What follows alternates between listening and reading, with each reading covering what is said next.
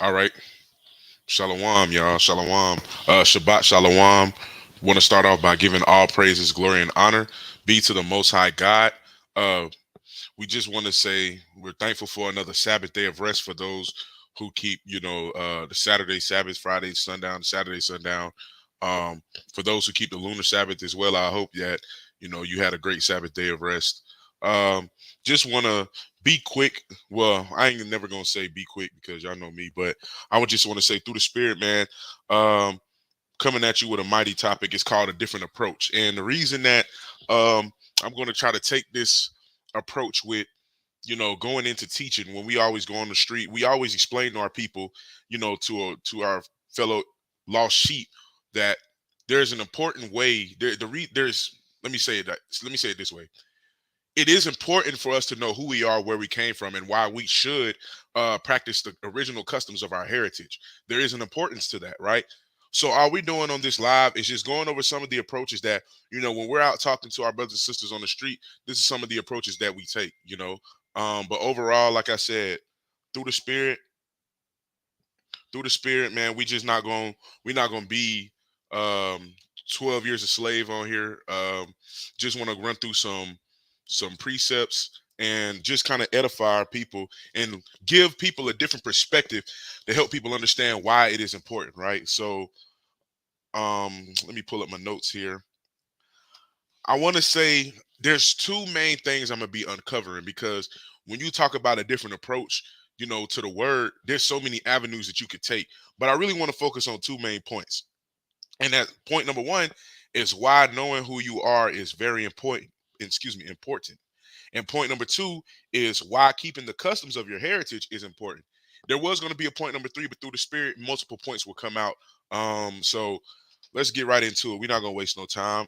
Let me start off with my first question. So the first point of why knowing who you are is important, right? Well, when people ask that, it's not like, what I'm saying, sometimes like you just got to be angry with them.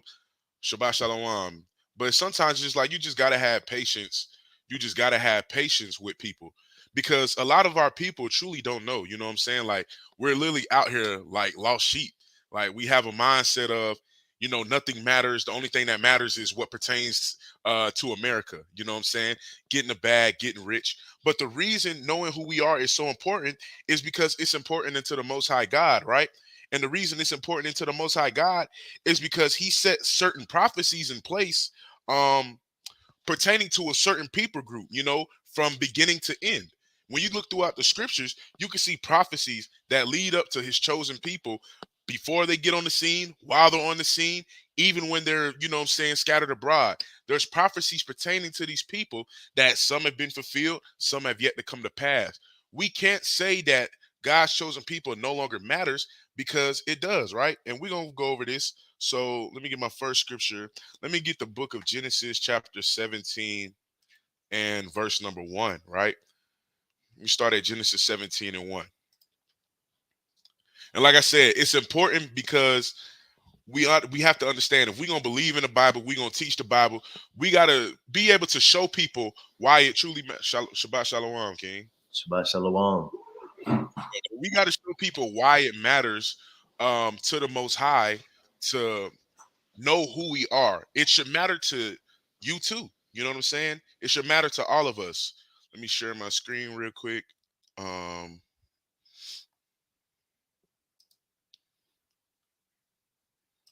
no, yes, this is what I want to share. Okay, cool. There we go. Let me zoom in a little bit. So we starting at Genesis. This is the book of Genesis, chapter 17 and verse number 1, right? And I'll explain as we go on why I'm going here. Because like I said, there's prophecies pertaining to a certain people group from beginning to end throughout these scriptures. So we have to know why it's important to know who these people are, even in today's time, right? Well, Genesis 17 and 1, and it said, and when Abram was 90 years old and 9, the Lord appeared to Abram and said unto him, I am the Almighty God. Walk before me and be thou perfect. Verse 2, and I will make my covenant between me and thee. Watch this. And will multiply thee exceedingly, right? So the Most High is saying that he's going to multiply Abraham exceedingly. As the chapter goes on, as you keep reading throughout the book of Genesis and as you keep reading throughout the scriptures, you'll see exactly what the Most High was saying when he told Abraham this, right? Or at the time, Abram. Verse 3. And Abram fell on his face, and God talked with him, saying, As for me, behold, my covenant is with thee, and thou shalt be a father of many nations. We all grew up in the church. Well, a lot of us did. And a lot of us sung that song that was like, Father Abraham had many sons. Had many sons had Father Abraham. I am one of them, and so are you. Well, in most cases, that could be true, but not in all cases. Everybody is not a son of Abraham, right? Because there was nations on the face of the earth at the time of Abraham. Abraham's first son was Ishmael. So there were other children and there were other nations of people roaming around the earth at the same time Abraham was on the scene. So everybody can't be a father of all nations. He's not a father of all nations, but he is a father of many nations, right? We got to understand that. A lot of people get confused when it comes to the prophecies of Abraham, and they think that, well, everybody descends from Abraham. So then we go to the New Testament, we go to Galatians 3, we kind of overlook the scriptures and we read into it too much. When we got to make plain the simple. You know what I'm saying? We got to make these things simple, right? Right here, you can see that he said that he will make Abraham a father of many nations, not all nations, but many nations, right? So let's keep going. Verse number 5. Neither shalt thy name anymore be called Abram, but thy name shall be Abraham. For a father of many nations have I made thee. Here it goes. Verse 6 again. Verse 6. And I will make thee exceeding fruitful, and I will make nations of thee, and kings shall come out of thee. And before we continue, Salakia, Brother Azrael, we just going over a different approach, just kind of showing our people the importance of knowing who you are, why it's important to know who you are, and why it's important to keep them customs of your original heritage, right? I saw the intro. Okay, Khan. I was gonna say, if you had anything to add, you know what I'm saying, just you already know. Con. All right. So let's keep going. Verse 6 again, and it says, And I will make thee exceeding fruitful, and I will make nations of thee, and kings shall come out of thee. Right? This is the Lord telling Abraham. This is a prophecy, right? Verse number 7. And I will establish my covenant between me and thee, and thy seed after thee and their generations for an everlasting covenant, to be a God unto thee and to thy seed after thee. Right? So again, we see prophecy once again showing that the Most High is establishing a covenant with a certain people group that descend from Abraham, right? So let's stop there. When people ask you the question, well, why is it important to know who you are according to the Bible? Why does that matter today? We have Jesus, he died for us all. That's the main reason why. Because when you go back in the scriptures, you read certain things, you realize that the Most High established certain things for certain people. And once you realize that all people do not descend from this certain people group, then you have to make the connection. Okay, well, who were these people? Right? You can't talk about, you know what I'm saying, who the world calls Jesus Christ, or some call him Yahweh Shai, some call him Yeshua. You can't talk about the Messiah and no negate, you know what I'm saying, his bloodline, his ethnicity, negate the people that he was sent to. The same thing throughout the scriptures. You can't say that Deuteronomy 7:6, and we'll go to that later on, but you can't say Deuteronomy 7:6, God has a chosen people, but think all of those are the same people. Because if everybody's God's chosen people, then why would he say above all people that are upon the face of the earth? Then it goes to say in verse 7 that he didn't choose you because you were a larger number, because he chose the people that were fewest of all. So Con. ask these questions. Go ahead, Salakia. I was gonna say, it's all about having Bible or biblical integrity. Right, And a lot of people, man, we done bought into a whole bunch of doctrines and bought into so many different philosophies that we lack biblical integrity now. And so right, that's why when you read precepts like what you're saying, you go to these precepts to people that's been indoctrinated, even though they're reading it, they can't believe it. right. And that's very dangerous. But Right.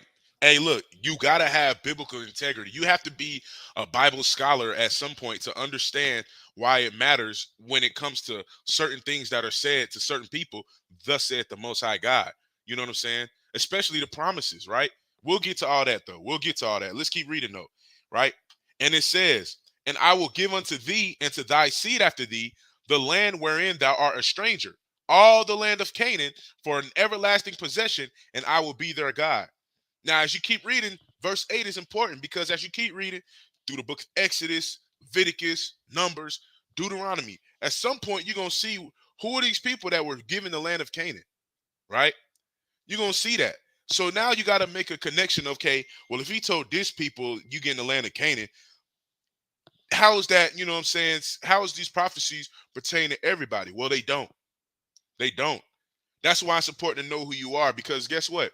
If I can confuse you about who you are, I can make you believe anything that I want you to believe. And that's what literally goes on in this society today.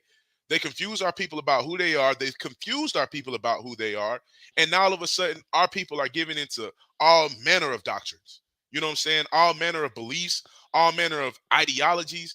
We're not truly understanding who we are because everybody just wants to believe whatever they want to believe, because for the so-called black man, Hispanic man, and Native American man in this land, you really don't have no true connection with the true origin of your heritage, right? We talked to Hispanic brothers and sisters, I want to say last week and the week before last. Well, Native American, and the week before last, it was Hispanic, right?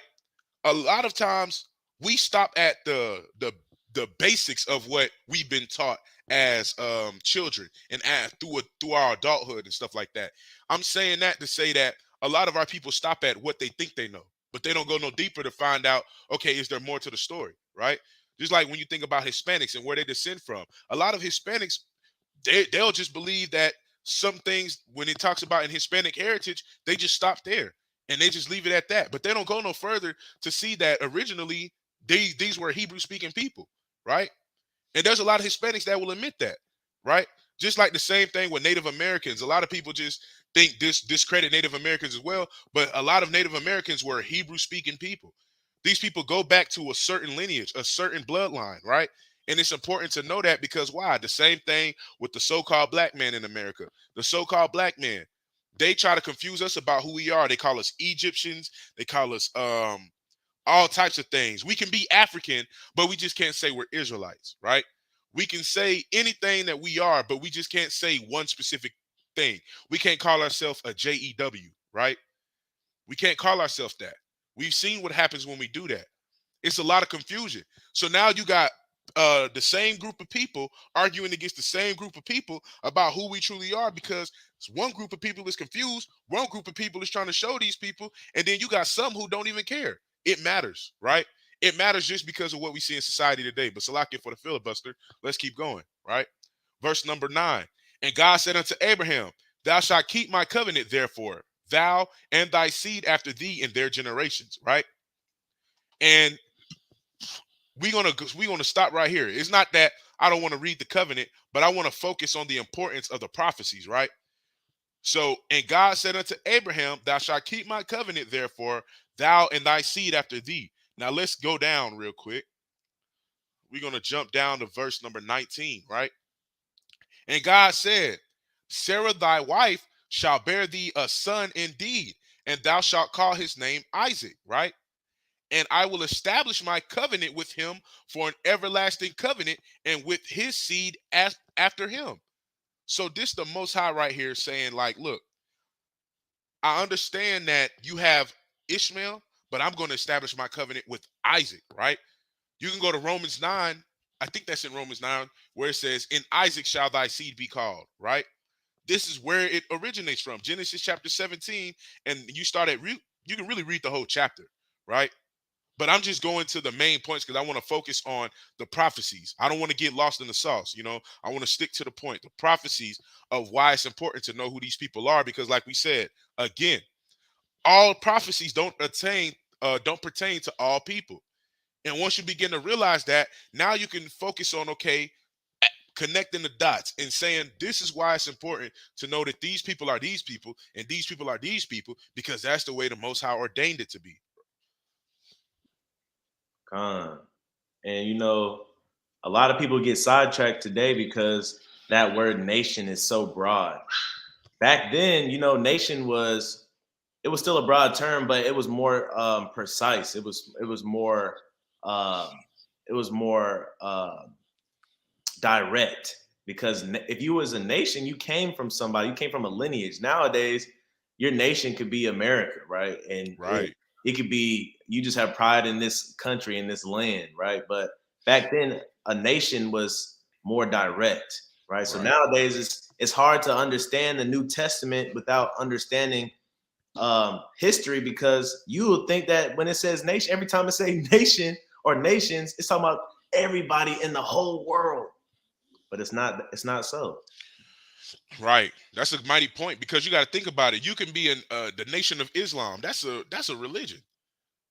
That's a religion, and they're called the Nation of Islam. Right. Right.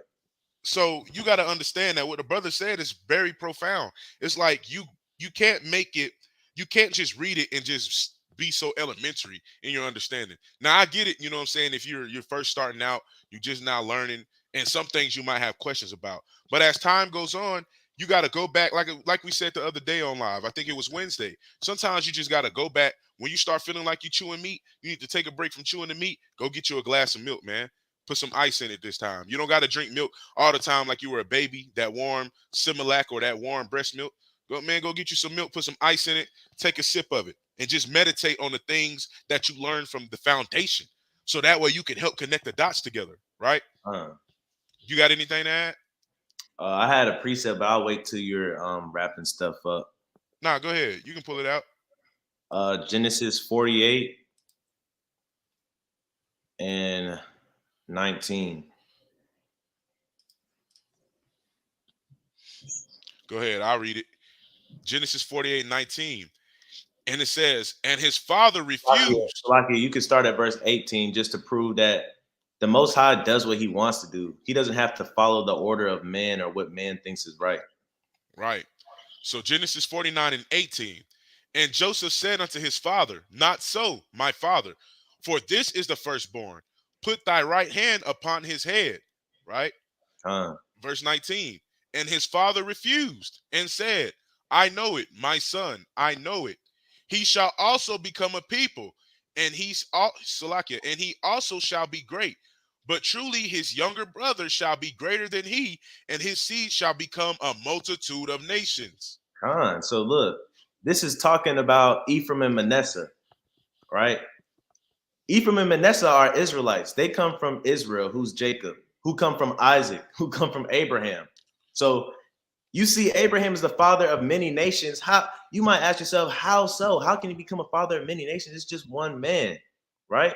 We see throughout the precepts how we became a multitude of nations. It was prophesied. So when you go to Revelation and it talks about a great number that was saved, a multitude of nations of all kindreds, right? It's a fulfilling of prophecy. The whole text goes together. That's what we mean by having biblical integrity. When we go there, you have to show where else was there a phrase multitude of nations. And how is this prophecy being everything that you see in the New Testament was a prophecy being fulfilled of something. You have to find it, right? And connect the dots. But like the brother said, here we see the word nations, multitude of nations at that, but it's still specific to a certain lineage. The con. Khan, Salakia, real quick. I didn't unplug my dang monitor by accident. Oh, we can still see you though. There we go. Okay. Salakia. Okay, you can see me? Yeah, con. Okay, hold on. Let me put this back over here. All right, Salakia. All right, there we go. Yeah, sorry, I had a technical difficulties. But like the brother was saying, you can see right here with Ephraim and Manasseh how Ephraim was prophesied to be a multitude of nation. Like he said, going back to the lineage, Ephraim is a descendant of Abraham. So if you ask yourself, how did Abraham become a father of many nations? Because of the prophecies that the Most High God ordained, right? You can clearly see right here that the firstborn son was always supposed to receive the blessing, right? Well, look in Genesis 17. It just so happens that the same thing is happening with Ishmael and Isaac. Ishmael is the firstborn son, right? His Right. mother is Hagar, right? But guess who's getting the blessing? It says right here, And God said, Sarah thy wife shall bear thee a son indeed, and thou shalt call his name Isaac, and I will establish my covenant with him for an everlasting covenant, and with his seed after him. Right? Con, Where is another place this happens, right? So before we move forward, we just gotta, being that brother brought out that mighty similitude, let's just go back to another place where it was because people not gotta the, know the Most High does what He wants to do. He right, just locks him in. right. We getting three different accounts in the same book showing you that it's not the firstborn that's receiving the blessing, right? Now, this is Genesis 25, and let's start at 23. And it said, and the Lord said unto her, two nations are in thy womb, and two manner of people shall be separated from thy bowels, right? This is Rebecca, right?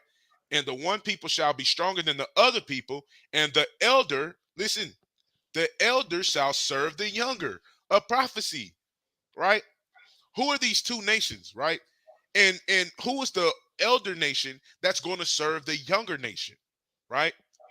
So you got to ask yourself these questions when you're talking about, well, why does it matter who we are? Because there's certain things in the scriptures that you may overlook, and understanding that there's going to be prophecies that's going to have to be fulfilled if they haven't been already, that pertain to certain people, right?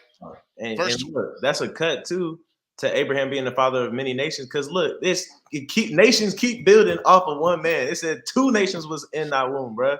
So it's like, man, Abraham's seed, man, it just spreads, man. But you got to understand, like the brother said earlier, man, Abraham was oppressed to a certain people group. Abraham was on the earth with other people groups. So everybody didn't come from that man, but he does have many nations up under him. Right, right. Understand Bible, biblical scholarship, biblical integrity. Abraham is not the father of all nations. Everybody is not a child of Abraham, right? Everybody has to understand that, because if you don't understand that, then the whole Bible you will be reading with confusion, right? Let's keep going. Verse 24. And when her days were be to li- and when her days to be delivered were fulfilled, behold, there were twins in her womb. Verse 25. And the first came out red all over, like an hairy garment, and they called his name Esau, right?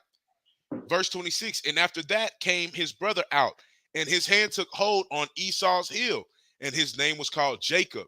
And Isaac was 60 years old when she bare them, right? So Isaac was 60 when he had his first two sons, Jacob and Esau, right? Let's see what brother Avante said.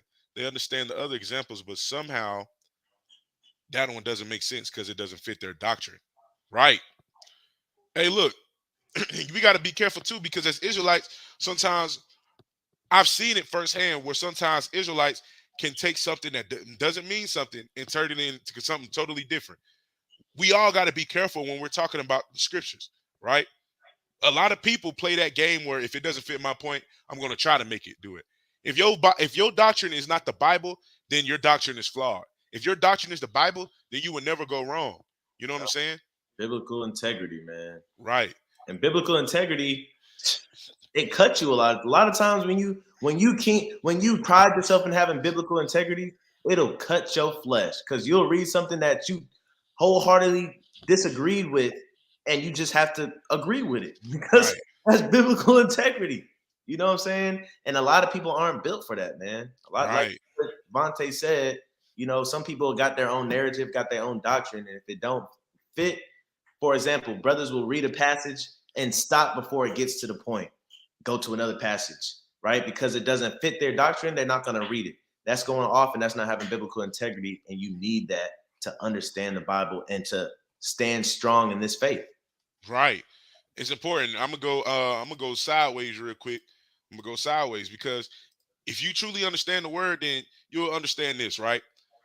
In fact, let me start at verse 1. This is Proverbs 4 and 1. It says, Hear, ye children, the instruction of a father, and attend to no understanding.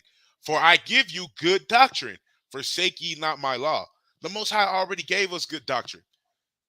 Now it's in man's hands, and now we trying to do everything with it outside of what the Father intended. He gave us good doctrine. We don't need no other doctrine, man. Stick to the Bible. The Bible is enough. You know what I'm saying? Stick to the words of the Father. Let me say that. Stick to the words of the Father. The Father is enough, because now you got some people that have the Bible and they explain it in so many different ways wrong, right? But let me go back to Genesis 25, right? I mean, Salakia, Genesis 17.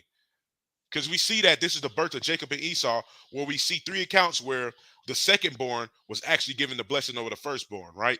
If you keep reading Genesis 25, 26, 27, you'll see what we mean by Jacob receiving that blessing. Let me go back to 20 real quick, and then we'll go to somewhere else, right? And this is what the Lord said. The same thing he told Joseph when he was blessing Ephraim, right, over Manasseh. It's kind of the same thing when the Most High told same thing when the Most High told Abraham pertaining to Ishmael um, over Isaac, or what the Most High said about Isaac over Ishmael. But he still gave Ishmael a blessing. He said, "And as for Ishmael, I have heard thee. Behold, I have blessed him and will make him fruitful and will multiply him exceedingly. 12 princes shall he beget, and I will make him a great nation." Right? So again, we see that another son of Abraham was to be made a great nation. But remember, verse 19, this covenant that the Most High is talking about in Genesis 17, it's not dealing with Ishmael, right? It's not for Ishmael, it's for Isaac. He's going to make an everlasting covenant with Isaac. Everlasting. Yes, Ishmael got circumcised. That was what was going to be read in Genesis 17 and 10 on down, right? We know that. Circumcised at the age of 13, right? But as for Ishmael, right? He said, "I've blessed him and will make him fruitful and will multiply him exceedingly," right? But my covenant, verse 21, but my covenant will I establish with Isaac, which Sarah shall bear unto thee at this set time in the next year, right? So you got to understand that there's prophecies that pertain to certain people and there's prophecies that don't pertain to certain people. This is why, according to the scriptures, it's important to know who you are, because you could be one of these people that these prophecies didn't pertain to. You know what I'm saying? Or you could be the people that this prophecy pertained to. I'm a firm believer that I'm a descendant of the seed line of Abraham, Isaac, and Jacob. You know what I'm saying? I'm a firm believer that my brother is too. I'm a firm believer in that anybody we talk to through the spirit on the highways and byways when we're bringing out this knowledge, you know what I'm saying? A majority of the people that we're talking to is a direct descendant of Abraham, Isaac, and Jacob. That's not true for everybody. That's not true for everybody. But it's important to know, because at the end of the day, when you're dealing with the truth of the Bible, like we said, you can't talk about the Bible, talk about God's grace, God's love, God's mercy. Can't talk about Jesus Christ, how Jesus Christ died for the sins of the world, but yet you don't even know Jesus Christ's ethnicity. And you don't care enough to say, well, his ethnicity. Matter of fact, you care so much about his ethnicity that you choose to deny where he came from. Why? Because you know it goes against your point, just like the brother Avante Park said. You know what I'm saying? Shout out to Tay. Right? But let's go somewhere else. Let me go to we already went to the other points that I was bringing out. So let's go to Deuteronomy chapter 1 real quick. You got anything to add, brother? Uh, nah, but you're right though. Once again, biblical integrity, man, hammering that in, because one thing about it is, if you believe in this text and you believe in the Most High God, then you should believe everything that's written, and you should be able to stand on everything that's written, even if it makes you feel uncomfortable, right? You shouldn't be having conversations with people and saying his color doesn't matter when it shows you what his color is multiple times. You Right. shouldn't be having conversations with people and it tells you how to conduct yourself, but you don't want to conduct yourself that way, so you don't talk about it. Every little thing, every small discourse you should be in tune with, right? And you should always be ready to give an answer, and you should speak as the oracles of God, not out of your emotions, feelings, and opinions. Right. Right. Khan, you got to understand that, right? Let's go to Deuteronomy 1 and 1, right? We're not going to be too long, but I'm just going over some prophecies because I want to answer the question. And I'm going to get some more context even outside of the scriptures why it's important, right? But this is Deuteronomy 1 and 1. And it said, "These be the words which Moses spake unto all Israel on this side Jordan in the wilderness, in the plain over against the Red Sea, between Paran and Tophel and Laban and Hazeroth and Dizahab," right? So, like if I mispronounced that, right? And let me jump down to verse number 8. So, this is verse number 8. It says, "Behold, I have set the land before you. Go in and possess the land in which the Lord sware unto your fathers, Abraham, Isaac, and Jacob, to give unto them and to their seed after them. Who is this people that he's talking to? Let's go back to 1:1. These be the words which Moses spake unto all Israel, right? So he said that he wants them to go into the land. Now we know storyline, Moses is not going into the land because he wanted to puff himself up when he just could have obeyed the Most High and simply give the people water in the manner in which he told Moses to give the people water. But Moses wanted the glory for it. So Moses is not going to be able to go into the land. He's going to die before the Israelites go into the land of Canaan, right? But he's telling them, look, I've set the land before you. Go in and possess the land which the Lord sware unto your fathers, Abraham, Isaac, and Jacob. Now, what was the land that was sworn unto the fathers? Go back to Genesis 17, the land of Canaan, right? The land of Canaan. So now you see that that prophecy is playing out directly who it's playing out to. Think about it. Abraham had Ishmael, he had Isaac, he had other sons as well, but we're not going to get into them. We're just going to deal with the ones that's mentioned. But he had Ishmael, he had Isaac, right? We know he had other sons. Isaac, Ishmael had 12 princes, like the Most High said. Isaac begot 2 sons, Jacob and Esau, right? But this says Abraham, Isaac, and Jacob. It doesn't say Abraham, Ishmael, Isaac, Esau, and Jacob, right? It says Abraham, Isaac, and Jacob. So we got to understand that this prophecy is going to a certain group of people, right? It's going to a certain group of people. And watch what it says in verse 9 through 11. And I spake unto you at that time, saying, I'm not able to bear you myself alone, right? I think this is in Exodus 18. You can go read about when Moses was saying he couldn't do it by himself, right? And And Numbers 11 as well. yeah, Numbers 11 as well. Con. Verse 10, the Lord your God hath multiplied you, and behold, ye are this day as the stars of heaven for multitude, right? So again, we see a prophecy saying that, listen, you're going to be a multitude of nations, an innumerable people, right? This is important to know. Why? Because at the end of the day, when it comes to the Bible, everybody doesn't fit this prophecy. Everybody doesn't fit that description. Everybody's not a descendant of Abraham, Isaac, and Jacob. Con, Jacob and had. once Oh, go ahead, Slaki. I was gonna say, once you start trying to make arguments for anybody that's not in that list right there, you become just like the fathers, right? You become just like Abraham. What about my son Ishmael? Like um you become like Jacob. But that's Ephraim you're talking about. What about Manasseh? You become like Isaac, right? But Esau is the firstborn, right? That's who you become like. And God shut that down. God said, look, I know that's your son too. I know these are a people group too. But guess what? That's not who I'm choosing. So he could choose who he wants to, man. Just like when he was choosing David to be king, he didn't choose any of his 6 other brothers. He chose David, the keeper of the sheep, right? Just like he chose Abel's offering, the keeper of the sheep. Just like he chose Moses, the keeper of the sheep, right? He choose who he want to, right? A lot of people probably hated on Moses, but he chose Moses, right? The Con, that's a mighty point. The Most High choose, whom he will have mercy, he will have mercy. And whom he will harden it, he harden it. You know, there is no, you can't put Most High in man's box. You know what I'm saying? Right? What does Acts 5:39 say? We ought to obey God, or 5:29 say, we ought to obey God rather than men. You know, the Most High can do what he wants because he's the Most High. He's the painter. He's the potter. We're the clay. We can the thing that which was formed by the thing that had formed it say, why hast thou made me thus? You know what I'm saying? And and that just makes me smile because when we was on the street last Sabbath and the young lady we was talking to, she said, we're all God's children. God created all of us to be his children and to, what I'm saying? And you read that direct that he's the potter, we're the clay. And then the cut comes when it says he made some vessels under honor and some to dishonor. Right. Right. You have some vessels that you use the bathroom in.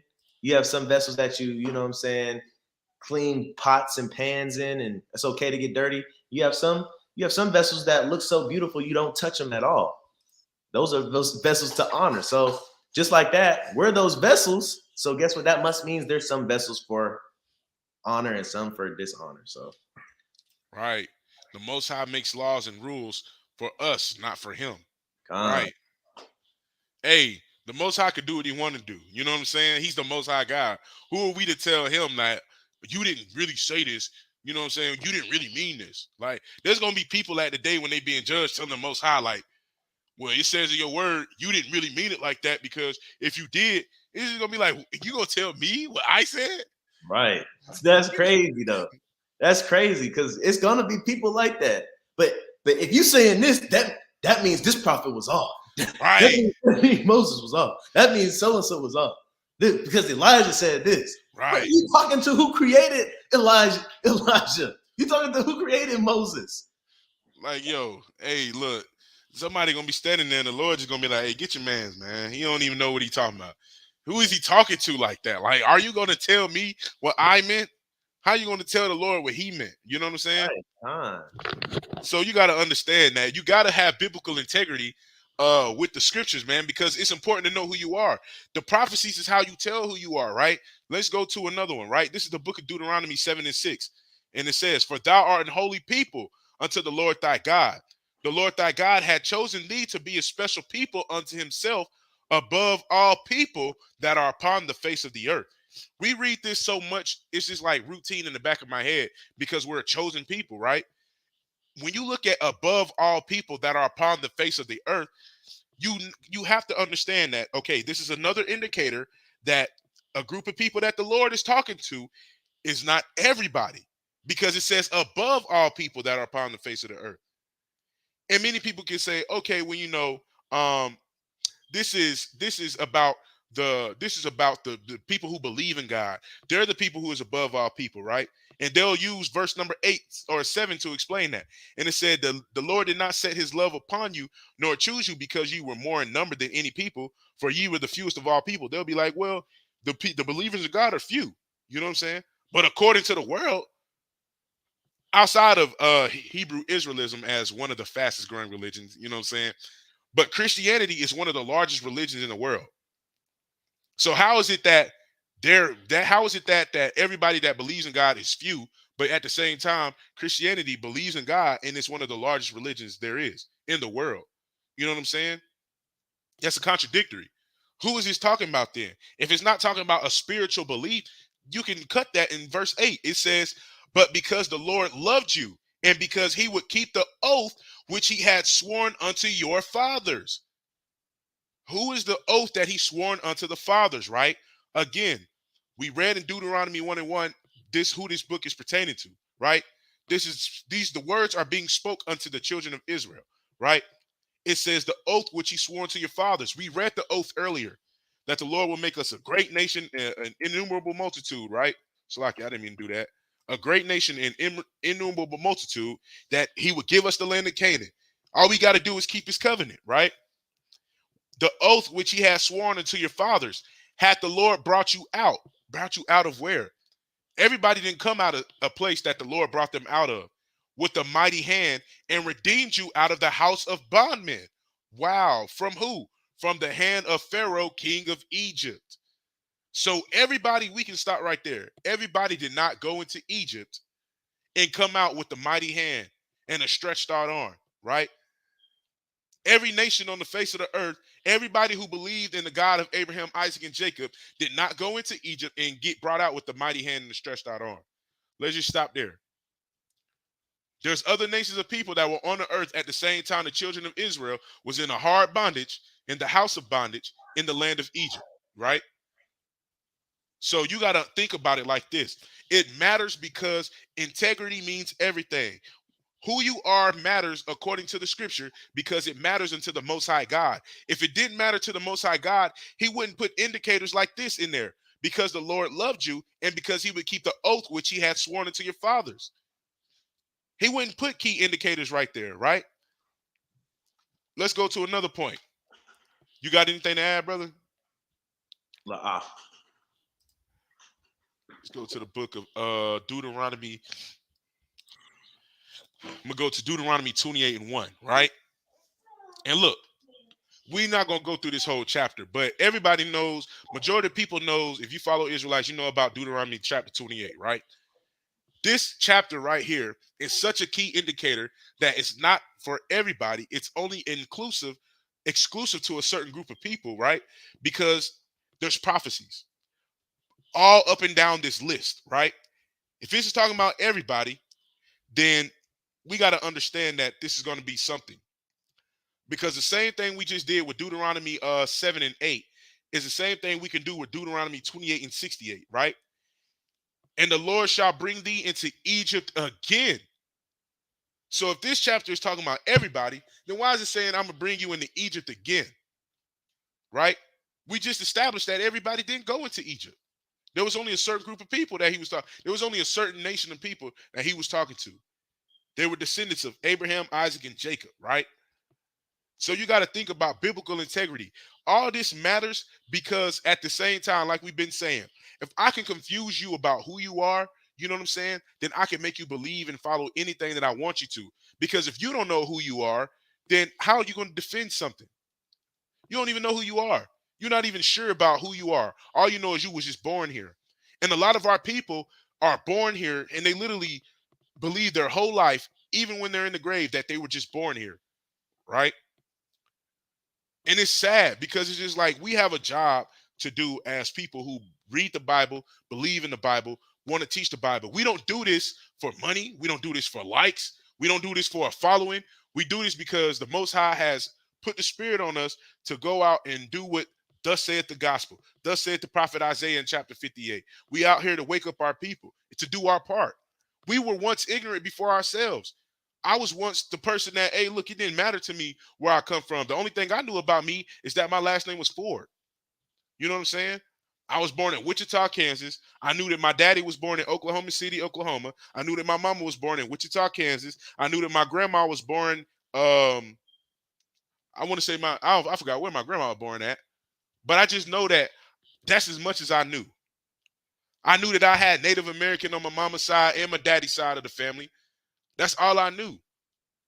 But I left it at that. Go ahead, brother. And you have brothers and sisters today with all the knowledge that we have today and increasing technology and increasing uh, facts and history coming out. You still have our people that are still choosing to be ignorant, choosing to stop their ears, right? You could go to any downtown area, you can go to any barber shop, just talk to random Jake, right? When I say Jake, it's abbreviating for Jacob, Yeah. whose name was changed to Israel, right? But you can talk to Jake and you'll have conversations like, for example, that we're in Middle Georgia right now. Let's say I go to the barbershop in Fort Valley. You talk to Jake, be like, hey, bro, you know who we really are? I can prove that we the Israelites. You know what they say? I ain't trying to hear none of that. I ain't trying to hear. All I know is I was born in Fort Valley at this hospital, did my doctor. All I know is my mom so and so. You know what I'm saying? They don't want to hear the truth. I've had multiple conversations like that. All I know is this the hospital I was born at. I'm from here. I'm from this city, this state. I'm from America. I don't hear what you talking about, right? Because our people, man, we don't want to know the truth. We want to be comfortable being what we see every day when we wake up. Who they told us that we are. We are. We don't want to. We don't want to see ourselves in a better light with responsibility, and that's why our people, continue to be lost. Right. And you know what? I just because you read that, I was going to go to a different point, but I got to bring that out. You know, that's a curse. That's a curse, right? It just flows. That's a curse. It literally says in Deuteronomy 28:37, and thou shalt become an astonishment, a proverb, and a byword among all nations, whither the Lord shall lead thee. Right? Now we have to, if this is all spiritual, now we have to go into history and show the spiritual affliction by all nations, and being scattered into all nations spiritually. You know what I'm saying? Throughout history for the people who believe in the Most High God, right? This is it's just a bad way to believe in the Bible that everything is just spiritual. Don't get me wrong. Like we always bring out in Job, there is double to that which is. There are spiritual things, there are physical things. There are things to be taken physically and spiritually. But you have to have biblical integrity to discern which is what. You know what I'm saying? You can't just take everything, oh, this is according to the spirit, but then the Most High God said, the oath I swore unto your fathers. Well, what spirit did he swear? You know what I'm saying? What spirit did he swear to? You know what I'm saying? It just doesn't make sense a lot of the times. But that's a curse. Us not truly caring about who we are, right? And look, these curses, like I say, I always bring this out too. I always make this point. Deuteronomy 28, 46, right? Verse 45 says, hey, look, these curses are going to be upon us. And guess what? They're going to be upon us for a sign and a wonder and upon our seed forever. And like I always say at camp, if you go into this word forever right here, it's the same word that's used for everlasting or perpetual in Genesis 9 and 13 or 9 and 12, whatever it is. It's either 9, 12, 13, or 14 when it talks about the rainbow. When the Most High God established the covenant with Noah that he would never flood the earth again, and now you see he set his bow in the clouds, every time after it rains, what do you see? A rainbow. And guess what? You still see it today. That same word that he used to say that that rainbow was going to be seen perpetually, which means everlasting, is the same word that's used right here for forever. The only time this is going to change forever is when the Most High finally turns our captivity. Other than that, these curses are still on us till this day. This is how you identify a certain group of people. Everybody didn't go through this. Everybody was not in the land of Egypt, right? And let's go to verse 60, right? And then he says, moreover, he will bring upon thee all the diseases of Egypt, which thou was afraid of. Everybody wasn't in Egypt to be afraid of diseases that Egypt had, right? And they shall cleave unto thee. We got to understand this is more than just saying, oh, this is just prophetic. No, this is pertaining to a certain group of people. And it's important that we know this because why? This is this I can't even get it out. Let me slow down. This is a deciding factor of who a certain group of people are, you know? You have to understand that this is much more than just surface level. You have to look at these prophecies and look at them with a different lens. Don't look at them just prophecies. Look at them as indicators as well. These show you who these people are, right? Let's like this. Let's go to the book of Romans 9 real quick. Because I wanna get to some prophecies real quick. It says, I say the truth in Christ. I lie not.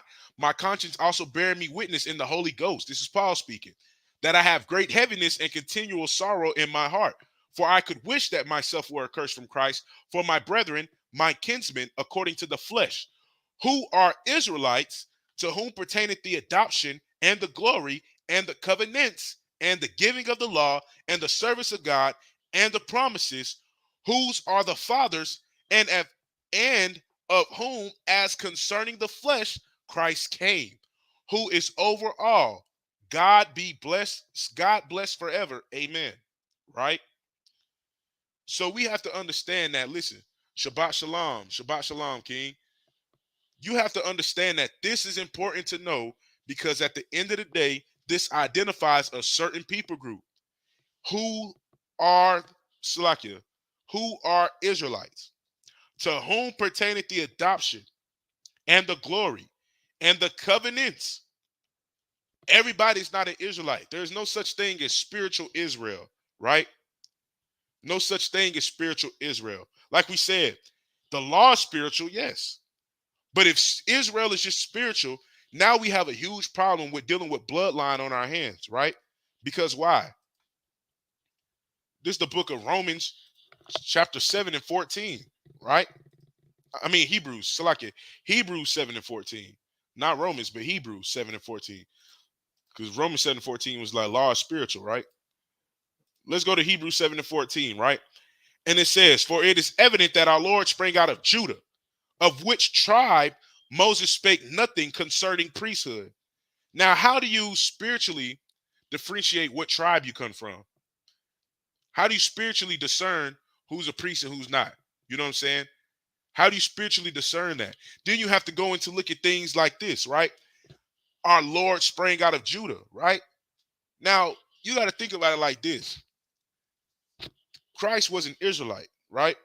And if Christ was an Israelite, That means he came from a lineage of Israelites. You know what I'm saying? So this just can't be all spiritual. If you go back and go to Matthew 1 and you're going through a lineage of people, it has to make sense at some point that whatever you're reading and the way you're interpreting it is just kind of off. And like I said, I'm not getting into the game of other topics, or I'm not getting into all that. I'm saying that you have to read it with integrity because it's important to know how to determine ethnicity, how to determine who people are, because at the end of the day, there's prophecies that have been mentioned that have come to pass, some that still have yet to come to pass, and they pertain to a certain people group. And if you don't get those prophecies right, you're going to be found in that day lacking hard. Hard. Let's read one prophecy. I'm not going to go too long. I'm not gonna go too much longer. It's 224. So Salakia, let me just go to some prophecies real quick. Right? Matter of fact, let's start at verse 1. You got anything to add? Do your Uh, thing. I think whoever discovered our ancient text, I know they were cut to the heart when they read the whole thing and they got to Book of Revelation. Because the Book of Revelation, man, when you go into those gates and what that kingdom looks like, it leaves no room for interpretation.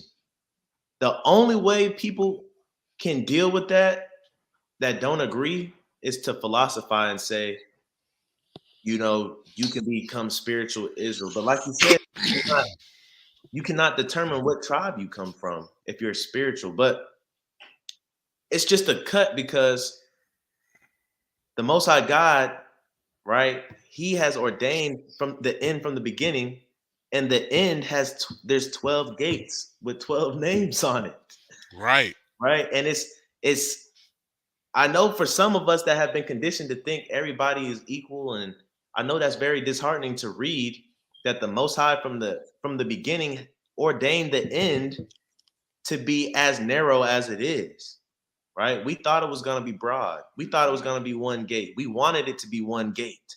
That's how they taught it, but it never said that. And so Right. we have to understand. We have to relearn.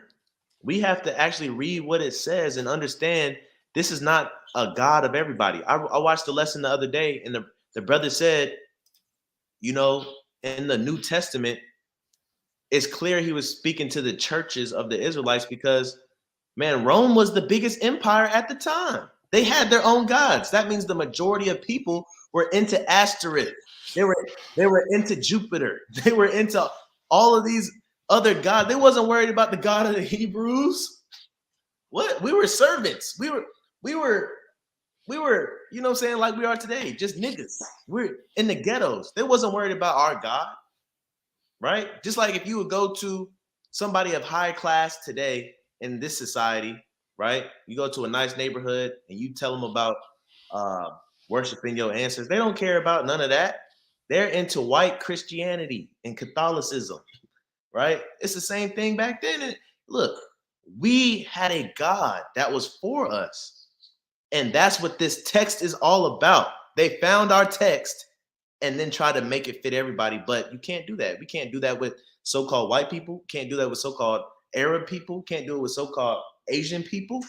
You got to respect their texts. This is our text, and it was never included.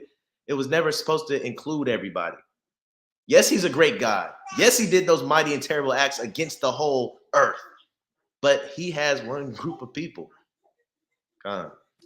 Con. And that's so important, man. You got to understand one people group. The reason that this is so important, like we said, outside of destroying you as a people group, right? Matter of fact, I'm not gonna say too much. I'll pull out Revelation 21 and 12 to show that look, what the brother's saying is backed up through the scripture, right? Had a wall great and high and had 12 gates, and at the gates 12 angels, names written thereon, which are the names of the 12 tribes of the children of Israel. It's that simple. In church, we grow up to believe there's one gate. There's one way to get to those gates. People confuse the one way with the how many gates there is on that path. When you get to the end of that road and say you make it to them gate to that kingdom, there's not going to be one gate that everybody enter into. There's going to be 12 of them, just like the scriptures say right here, right?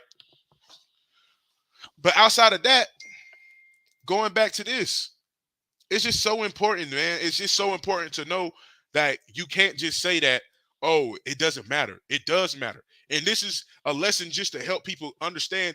Even if you're not the one who's confused about why it matters, you can use some of the points that we brought out through the spirit, you know what I'm saying, to help edify somebody why it does matter if they claim they believe in the word of the Most High, right?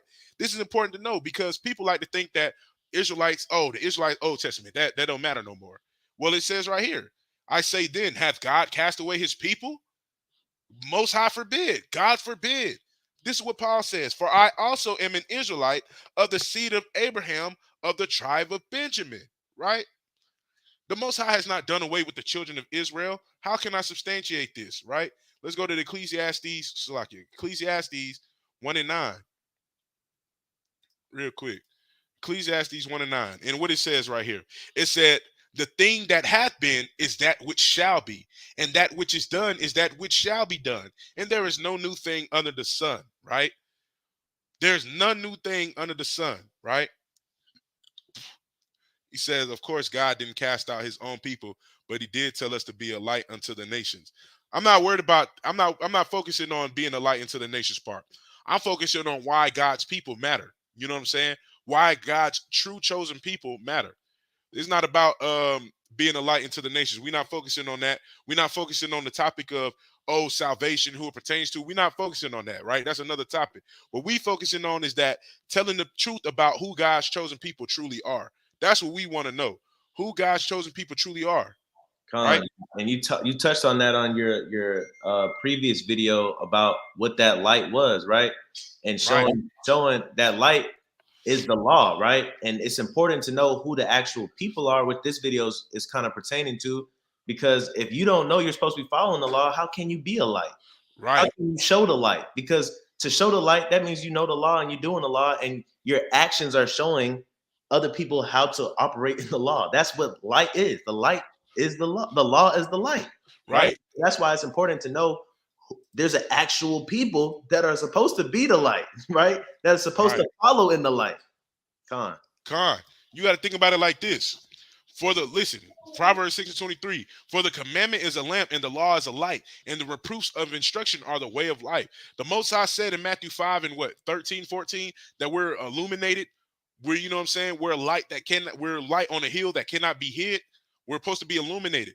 That, like the brother just said, that light is a law. The brother Darnall brought out Baruch 4 and 1 and 2, showing that, hey, look, we're supposed to glorify in this light. You know what I'm saying? We're supposed to be illuminated. Matter of fact, let me just bring that out real quick, right? Let me just go there, bring that out real quick, so so we can have some points of references. And again, to the brother, I'm not being rude, brother Salakia. If it sound like that. What I'm saying is, I don't want to focus on that because that's not my point of contention with explaining why it doesn't matter who God's chosen people truly are. You know what I'm saying? My point of contention is it matters because of the prophecies that pertain to His chosen people. The people that are supposed to be a light into the other nations, to the Gentiles, however you say it, the people that are supposed to be a light, they have certain prophecies that pertain to them. In this world, a lot of people are trying to make it seem as if those prophecies no longer matter, which they do, because some of them still have to come to pass. So, like, go ahead. Con, I was gonna say, because before you can even understand what it means to be a light to the Gentiles, you have to understand who that light is, right? You got to understand who that people is. So if we're living in a world where we don't know who that people is, yes, of course, you might have been in the truth for 2 years now, a year now, 5 years, 10 years. You might know, but the world itself is acting ignorant to who the people are. And that's causing the people to be ignorant themselves. So that's why it's important to know these prophecies going into who the actual people are so we can then have that conversation of being the light to the Gentiles. Right. We have to know what it means to truly be a light. Like the brother explained so beautifully. We can't sit up here and act like, you know what I'm saying? Oh, yeah, we're just supposed to be a light to the Gentiles when there's a lot of things that we have to get our people to see. Well, why you're the light. If I can't get you to see that you're the light that's supposed to be shining so bright, then the Gentiles don't matter. It doesn't matter about the Gentiles if I can't get my people to see what it means. And I'm not saying like it doesn't matter according to scripture. What I'm saying is it doesn't matter because at the end of the day, we need to wake our people up first and foremost. like the brother saying. Go Con, ahead. example, right? We Romans 15:4, everything was written for our learning, right? Concerning this, right? To understand that you are a child of light, that means you know the law, you keep the law because you have faith in God. Going back into earlier testimonies, let's look at Daniel in the lion's den. Let's look at the three Hebrew boys in Babylon, right? They were children of light. Why? Because they wouldn't bow down. That's part of the Ten Commandments. They wouldn't bow down to no other God. They're keeping the commandments. They're not eating the king's meat, which was probably pork, right? They're keeping the law, which made them children of light. That's why they're put on a city. They can't be hid. Everybody saw them get thrown into the fiery furnace. Everybody saw him get thrown into the lion's den, right? And that which made them a light, because when they came out unscathed, when they came out healthier than before, when they came out of prison, when they came out of the lion's den untouched, right? Guess what? Now that light spread to the Gentiles, and now Nebuchadnezzar is like, hey, we must serve this God as well. Hey, don't say nothing bad about that. Let them worship their God. You know why? Because we were the children of light. But if nobody was to be a Daniel, if nobody was to be the three Hebrew boys to do the law and stand firm in the law, and everybody just thought there was a Babylonian or American or a Negro in America, and we wasn't keeping the laws, we can't be a light. We can't Right. shine like that. And Right. that's what's going on. A lot of us don't know that we're Daniel. A lot of us don't know we're the three Hebrew boys. So that's why we got to follow these prophecies and relearn so we can know that, hey, there's power in the name of the Most High God. Right. Ain't nothing wrong there. You got to understand that. We got to first and foremost realize that a lot of us feel differently about the Bible. Some of us feel like screw the Gentiles. Some of them feel like, hey, we got to graft them in. Not our point of contention. Our point of contention is right now on this lesson is solely focused on showing prophecies that point to, like the brother said, who this light is. We cannot worry about other people unless we first fix ourselves. And I'm not saying that, oh, every Israelite on planet Earth has to be an Israelite and they have to know it and walk in the law, statutes, and commandments before we can start spreading the gospel out. No. What I'm saying is that our job in a lot of ways is to shoot our people first. Let us know, hey, look, we went off, we screwed up. We got to repent and keep these commandments, right? You know what I'm saying? And that's what we're here to do. Show our people the prophecies that you are who these people that the Most High talked about in the scriptures, right? According to prophecies, it said they're going to follow suit by us just living and doing the commandments. Once we do that, we're commanded, then they will see and say that this is a wise and understanding people. God, Deuteronomy 4:6. We teach and lead by example. But we gotta work up. But we gotta work up to being that example first. We gotta get our house in order first. Isaiah 58:1. Right. Hey, this is what I was bringing out in Baruch 4:2 that the brother the brother Dunal is bringing out now. He says, "Turn thee, O Jacob, and take hold of it. Walk in the presence of the light thereof, that thou mayest be illuminated." Take hold of what? What is going to illuminate you? Oh, verse 1. This is the book of the commandments of God and the law that endureth forever. All they that keep it shall come to life, but such as leave it shall die. You know what I'm saying? So we got to understand the prophecies that we're showing is pertaining to the people that God chose first and foremost. Why? Because look, this is going to be another interesting thing that people like to, however, but this is a prophecy, right? It says, "For the Lord will have mercy on Jacob and will yet choose Israel and set them in their own land. And the stranger shall be joined with them, and they shall cleave unto the house of Jacob." I'm not reading that in response to what the brother said. I'm reading that as a prophecy indicating that this is something that's going to come to pass. There's going to be strangers that cleave into the house of Israel. If everybody's an Israelite, then who's cleaving to who? This is a prophecy that we have to understand. This is something that's going to separate God's chosen people from God's not chosen people. Everybody is God's creation, but everybody is not God's chosen. You know what I'm saying?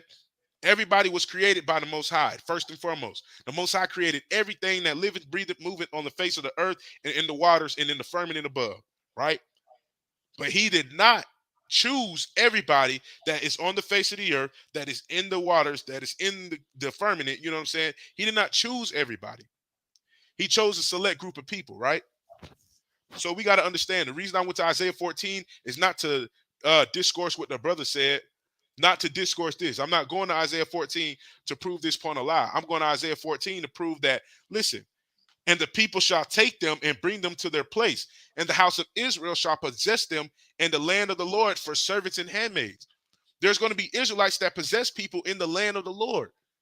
Everybody's not an Israelite. You know what I'm saying? This is just prophecy showing that, look, everybody is not the same. It's important to know the prophecies, because if you can know the prophecies and say that, okay, these separate this people from this people, then you can start getting a better understanding about why it matters that about who you are, because there's prophecies that pertain to certain people. You could be the person that you could be in the lineage of the person that's going to cleave, or you could be in the lineage of the person that's going to get cleaved unto. It matters. And the second question I had earlier was, why does it matter? Why is keeping the customs of your heritage important? I'll answer it just like this, right? I answer it just like this. Let me go somewhere real quick. Jeremiah chapter 17 and verse number 4, right? And it says, oh, so like I would Isaiah 17 and 4, Jeremiah, not Lamentations, Jeremiah 17 and 4, right? All right, and thou even thyself shalt discontinue from that heritage that I gave thee, and I will cause thee to serve thine enemies in the land which thou knowest not, for ye have kindled a fire in my anger, which shall burn forever.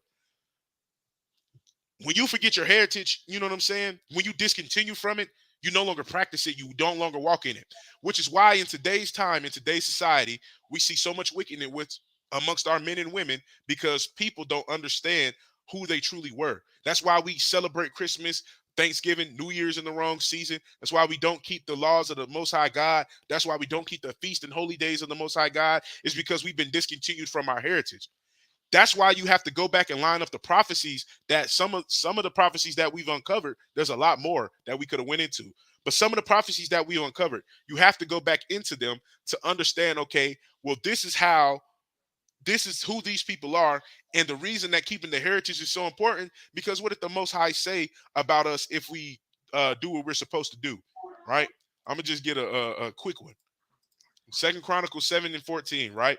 And it says, if my people, which are called by my name, shall humble themselves and pray and seek my face and turn from their wicked ways, then I will hear from heaven and will forgive their sin and will heal their land, right? That's important to know, because at the end of the day, we have to understand that overall, the only way we're going to get back into where we're supposed to be, to being who we're supposed to be, is by first understanding that your lineage matters. Who you are according to the Bible matters, because it matters to the Most High God, right? One. Two, it matters because we have to tell the truth about the prophecies. And by doing that, we will in turn begin to walk in the customs of our heritage. Walking in the heritage is important, because if you don't walk in the heritage, then you're still not walking in who you truly are. You still don't know who you are if you're not following it, right? So that's why our people think we just niggas. You know what I'm saying? So that's why we got so much rap music, gang violence, all this folly and madness going on, because we just don't see nothing past us being niggas. We think it's our culture to smoke dope, to rap about all this other madness and stuff like that. And we think that's our culture. Having chains, having money, having cars, you know what I'm saying? Having a bunch of girls unlawfully. Even Like, even our women are comfortable with being with whoring out their bodies, right? right, They today think, well, so what that this white man loves the way I look, I can get money out of him. So what, this Asian man wants to fill up on me, I can get money out of him. So what? And and that's the thing. Because we don't know how special we are, and because we don't know how important we are, and how, how we talked about earlier, there's a vessel unto honor, and sometimes there's that fine china, for lack of better words, there's that fine china that you don't touch, that's supposed to be holy, that looks so good it just stay in the cabinet. You don't know that you're supposed to be that way. And that light shine on that cabinet, you don't know that you're supposed to be that way. And nobody's supposed to be whoring you out. Nobody's supposed to be doing you bad. Nobody's supposed to be scamming you and getting all your money, right? Getting all your body. We don't know who we are, so we fall susceptible to our feelings and our emotions, what make us feel good. And we try to philosophize our way in our vain opinions to make it make sense. Yeah, it makes sense. It make money. If it don't make money, it don't make sense. So now we're doing everything for $1, and now right. our morals are all jacked up. Right. We got to understand, man. Hey, look, our women, and this is why this is why we sit up here and we talk about who we are so much with so high regard, because our even our women, man, our women were the most beautiful women of all women. You know what I'm saying? You can't tell me otherwise. I still believe that to this day. You know, it ain't no women on the face of the earth like a so-called Israelite women. You know, but at the same time, we got to understand that the world has confused us to think that we got to look like other nations of people. So now we start putting on all this makeup. We start altering our hair. We start altering our true appearance to make us think that we look better than what we just than what the Most High gave us naturally. You know what I'm saying? Like all that stuff doesn't matter until the Most High God. You know what I'm saying? Now I'm not sitting up here saying it's a sin to wear makeup. I'm not saying that. You know what I'm saying? I'm not saying it's a sin to get your hair done. I'm not saying that either. What I'm saying it is that there's prophecies in the Bible that's talking about women adorning themselves in these things for a reason. Because our women have went from putting it on to now, this is what makes me feel like I look the best. It shouldn't be like that. You know what I'm saying?